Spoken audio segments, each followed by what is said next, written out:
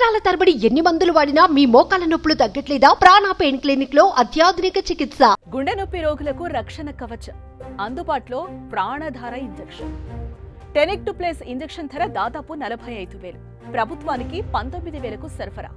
AP ప్రభుత్వం సంచలన నిర్ణయం. హబ్ అండ్ స్పోక్ విధానంలో ట్రీట్మెంట్ త్వరలో ప్రారంభించనున్న సీఎం చంద్రబాబు. ఆసుపత్రుల అనుసంధానంతో సేవలు.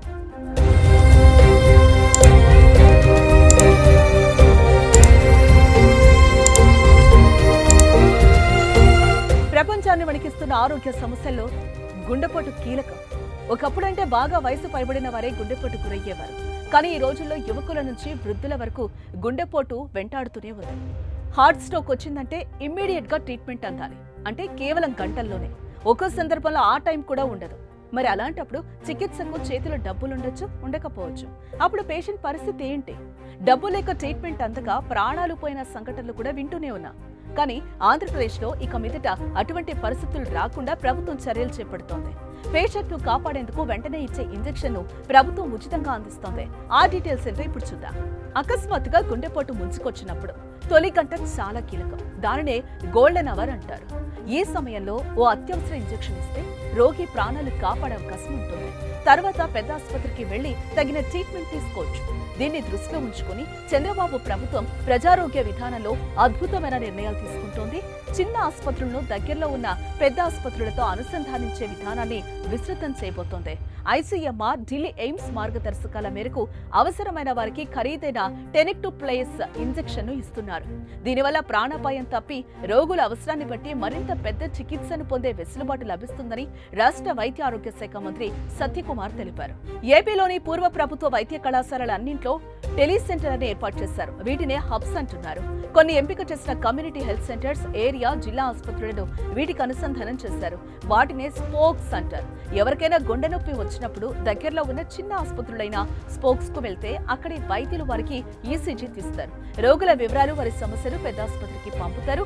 వాటిని పరిశీలించే ఉన్నత వైద్య నిపుణులు ఆయా రోగులకు ఇంజెక్షన్ అవసరమో కాదో చెప్తారు. దాన్ని బట్టే అవసరమైన వారికి వెంటనే చిన్న ఆసుపత్రి వైద్యులే టెనెక్స్ ఇంజెక్షన్ ఇస్తారు.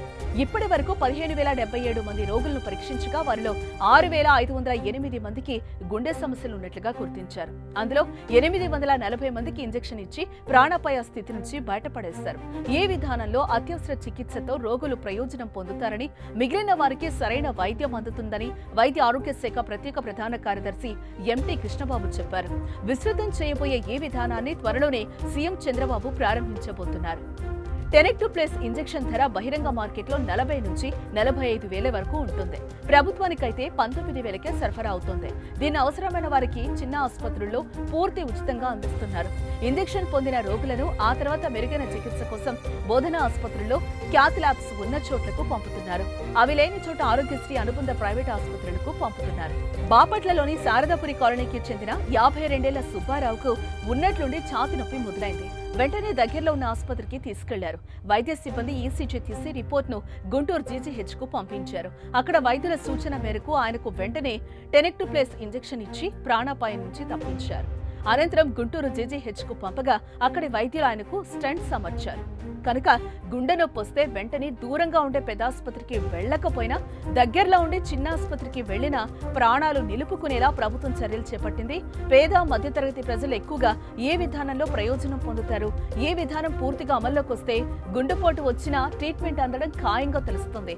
లేకపోతే ఒక పక్క తన వారు గుండెపోటుతో బాధపడుతుంటే ఆసుపత్రికి ఎలా తీసుకెళ్లాలి, డబ్బులు ఎలా సమకూర్చుకోవాలనే టెన్షన్ కుటుంబ సభ్యులు పడే అవసరం లేకుండా సకాలంలో పేషెంట్ కి ఇంజెక్షన్ అందించడం ద్వారా చికిత్సకు అవసరమయ్యే సమయం అందుతుంది. డబ్బులు ఎలా సమకూర్చుకోవాలనే టెన్షన్ కుటుంబ సభ్యులు పడే అవసరం లేకుండా సకాలంలో పేషెంట్ కు ఇంజెక్షన్ అందించడం ద్వారా చికిత్సకు అవసరమయ్యే సమయం దొరుకుతుంది. ప్రజల ప్రాణాలు రక్షించేందుకు చంద్రబాబు సర్కార్ తీసుకుంటున్న ఈ నిర్ణయంపై సర్వత్రా హర్షం వ్యక్తమవుతోంది.